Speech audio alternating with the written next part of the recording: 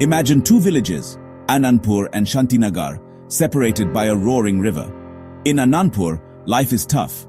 Farmers struggle to sell crops, children can't reach good schools, and medical emergencies are often fatal. Opportunity is trapped by a simple barrier. Then, a bridge is built. Suddenly, farmers reach markets in minutes, children attend better schools, and hospitals are accessible. The bridge transforms lives. It's not just concrete, but a lifeline. This is the power of infrastructure. Infrastructure is the backbone of society: roads, electricity, water, and internet. It's what lets us learn, work, and connect. Without it, dreams stall and communities struggle. A student can't study without light. A business can't grow without roads. Infrastructure is the platform for our ambitions. It's the silent force that decides if a nation thrives or just survives. Every bridge, road, and wire is a step toward unlocking potential. It's the hardware of a country's operating system. Infrastructure stands on two pillars: economic and social. Economic infrastructure powers the economy: transport, energy, and communication. Highways, railways, ports, and airports move people and goods, fueling growth. Power plants and internet networks keep everything running and connected. Without these, economies stall. Social infrastructure is about people: schools, hospitals, water, and sanitation. It builds human capital, ensuring healthy, educated citizens. Parks and community centers foster well-being and connection. Economic infrastructure gets you to work.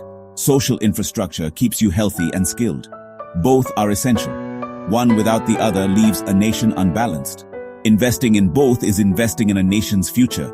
They work together to create opportunity and improve lives. A strong society needs both pillars to stand tall. Where does India stand in the global infrastructure race? For years, we lagged behind, but now, India is building at an unprecedented pace. Roads and bridges, airports and railways are transforming the landscape. This isn't just construction, it's nation building. New highways create corridors of opportunity, cutting travel time and boosting business. Infrastructure projects generate jobs and attract investment. Yet, we still trail countries like China, whose massive investments fueled their economic boom. Indonesia is also rapidly upgrading, connecting its islands and boosting growth. India is catching up with ambitious programs like the National Infrastructure Pipeline and PM Gati Shakti. We're building freight corridors, modern airports, and expanding metro systems.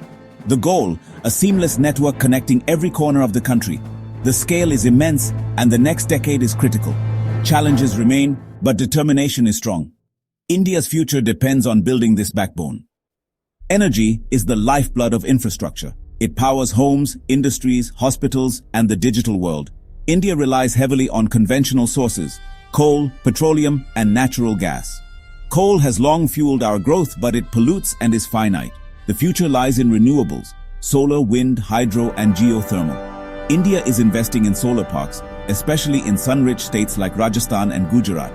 Renewables are clean, sustainable, and vital for energy security. Yet challenges persist: underused power plants, fuel shortages, and financial struggles for distribution companies.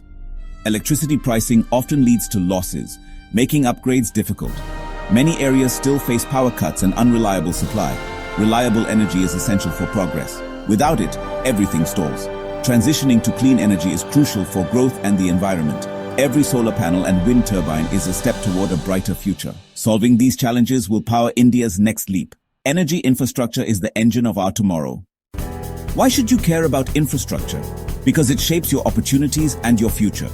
Good roads and metros mean better access to education and jobs. Fast internet lets you learn, work, and create from anywhere. Reliable electricity powers your studies and local businesses. Every piece of infrastructure opens new doors. Weak infrastructure wastes potential. Talent goes undiscovered, dreams unfulfilled. Strong infrastructure levels the playing field, letting talent and hard work shine. Appreciate the invisible network that supports your life. Building and improving it is our generation's responsibility. As future leaders, demand better infrastructure and help build it. A better connected, better powered India means a better tomorrow for all. Your future is being built today. One road, one bridge, one connection at a time. Hello everyone, I'm Araf and I welcome you. Today we're going to talk about health. Is health just not being sick? Absolutely not. Health means being well in your body, mind and social life. Physical health, when your body works well and you have energy. Mental health, when your mind is calm and you can handle stress. social health, when you feel safe in your relationships and in society. These three parts together make up complete health. Health is a treasure and you should take care of it every day. In a big country like India, what health means can be different for everyone.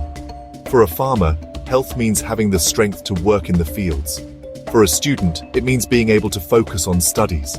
For a mother, it means having the courage to take care of her family. When we talk about India's health, it's important to understand all these different ideas. So let's see how India has done on its health journey. Let's move forward on this trip. After gaining independence, India faced many health challenges. Diseases like smallpox, polio, and malaria were common. There weren't many hospitals, and people didn't live very long. But we didn't give up. New hospitals, health centers, and vaccination campaigns started.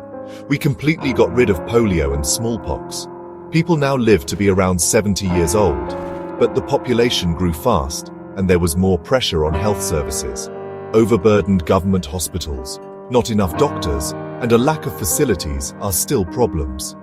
The private sector has also stepped up, but their services are expensive. For poor people, these are still out of reach. NGOs and community groups are also working on the ground. All of these together create the picture of India's health. The journey is long, and the goal is still far away. We need to work harder. Let's move on. India's health story is different in villages and cities. In cities, hospitals, doctors, and technology are easy to find. If you have money, you can get better treatment.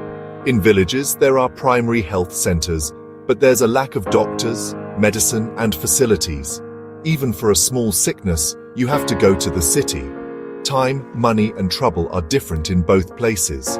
This difference isn't just about location, it's also about rich and poor. For poor families, a big illness can use up all their life savings.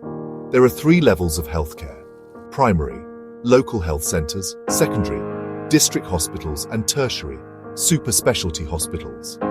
The most important thing is to make the primary level strong. We need to bring better health services to every village. Only then can we give everyone good health. This change is necessary. The health of women shows how much society has grown. In India, most women today still struggle with anemia, not enough nutrients, and problems with safe childbirth. Social problems like killing baby girls before they are born still exist. The number of mothers who die during childbirth has gone down, but safe childbirth is still a challenge in faraway areas. Protecting every mother and child is our responsibility.